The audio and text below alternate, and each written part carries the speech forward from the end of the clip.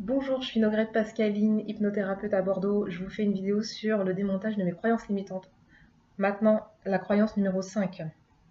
Les factures imprévues ne vont jamais s'arrêter.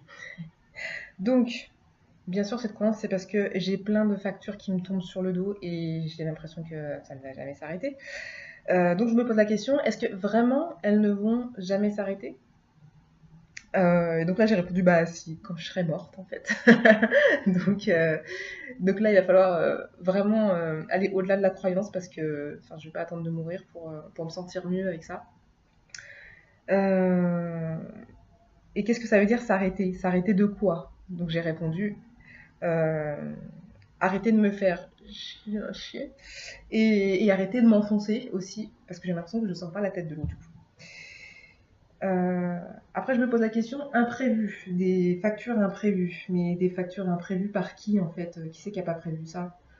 Bah, en fait, c'est moi. C'est moi qui les ai pas prévus, heu, alors que peut-être j'aurais dû. Oui, parce que j'ai écrit: «Je savais que je devais de l'argent, donc c'est prévu».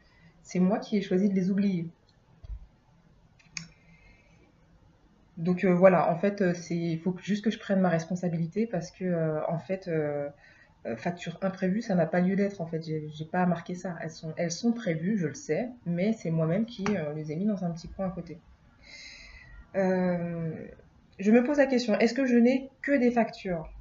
Et donc je réponds non, j'ai quand même de l'argent qui rentre.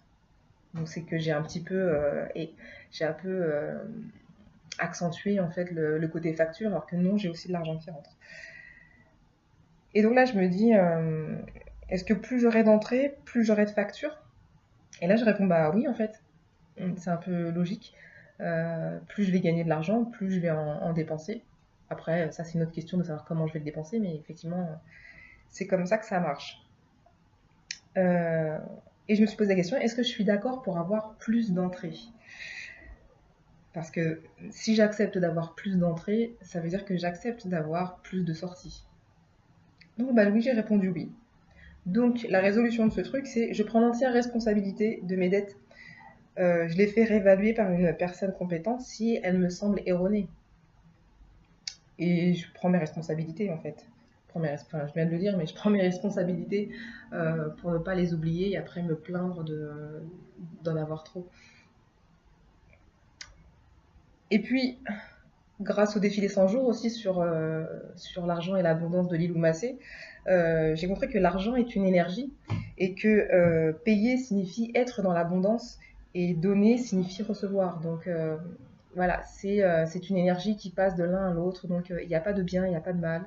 Entre donner et recevoir, il n'y a pas vraiment de différence. En fait, c'est la même énergie. Voilà, et bien écoutez, 3 minutes 10, on a démonté la cinquième. C'est génial.